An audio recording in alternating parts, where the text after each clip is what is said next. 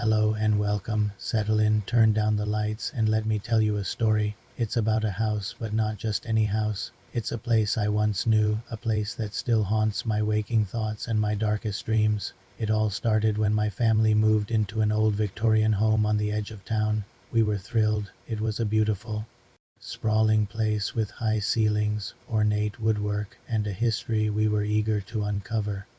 The previous owner, a reclusive old woman, had passed away inside, but the real estate agent assured us she died peacefully in her sleep. We didn't think much of it at the time. How naive we were. The first few weeks were idyllic. We spent our days unpacking, painting walls, and filling the old rooms with new life. But as the newness wore off, a subtle wrongness began to creep in. It started with small things, easily dismissed. A door found ajar when you were sure you'd closed it. The faint scent of lavender perfume in a hallway, even though none of us wore it. A cold spot in the middle of a warm room that would raise the hairs on your arms. My younger sister Lily was the first to experience something more direct. She had a playroom upstairs, a bright, sunny room at the end of the hall. One afternoon I heard her talking to someone. I poked my head in, expecting to see a friend. But she was alone, sitting on the floor with her dolls. "Who are you talking to, Lily?" I asked. She smiled and pointed to an empty corner of the room. "The lady," she said. "She likes to watch me play. She says this used to be her room." A chill went down my spine, but I brushed it off as a child's imaginary friend. Kids do that, right? But Lily's descriptions of the lady became more and more detailed. She said the lady wore a long dark dress and had very sad eyes. She said the lady would hum a tune, a lullaby that was both beautiful and unsettling. Then things escalated. We'd hear footsteps in the dead of night creaking across the floorboards of the empty attic directly above my parents' bedroom. My dad, ever the skeptic, went up to investigate countless times, always finding nothing but dust and forgotten boxes. Yet the footsteps continued, a nightly patrol by an unseen guard. One evening I was home alone, studying in the living room.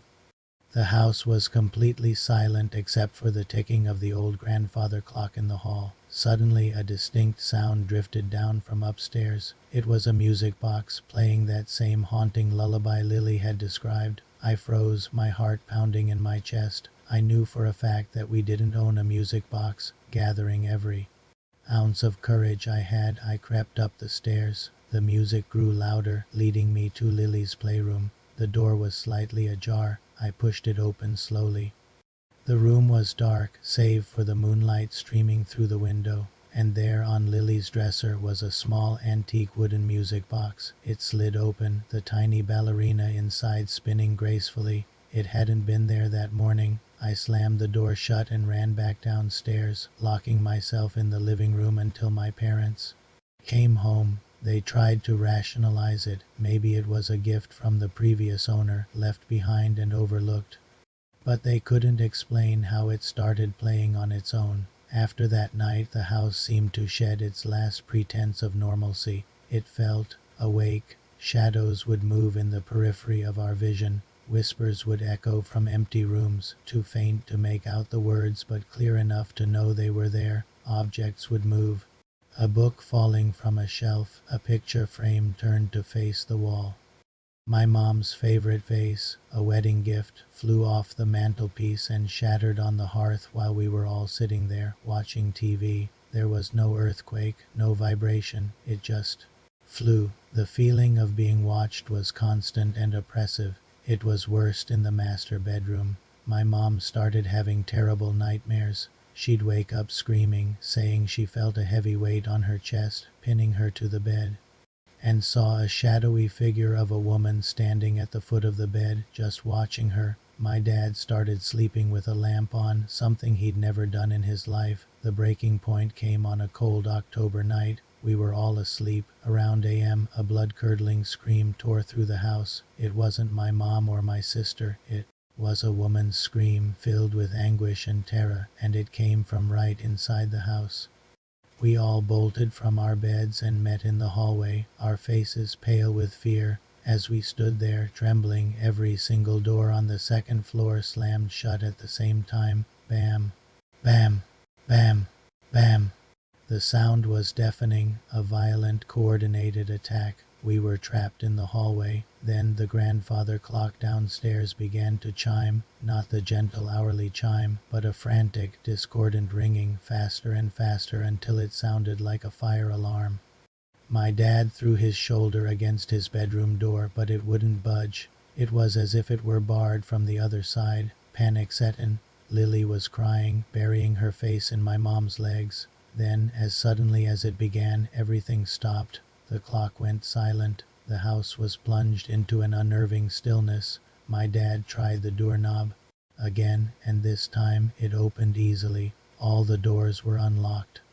We didn't say a word. We grabbed our coats, ran out to the car, and drove to a motel. We never spent another night in that house. The next day, my parents contacted a local historian. What she told us confirmed our deepest fears. The house had a dark history. The woman who lived there before us, Elara, hadn't died peacefully in her sleep. She had a deeply troubled life. Her husband had been a cruel man, and her only child, a little girl, had died from a sudden illness in the upstairs playroom. Consumed by grief, Elara had lost her mind.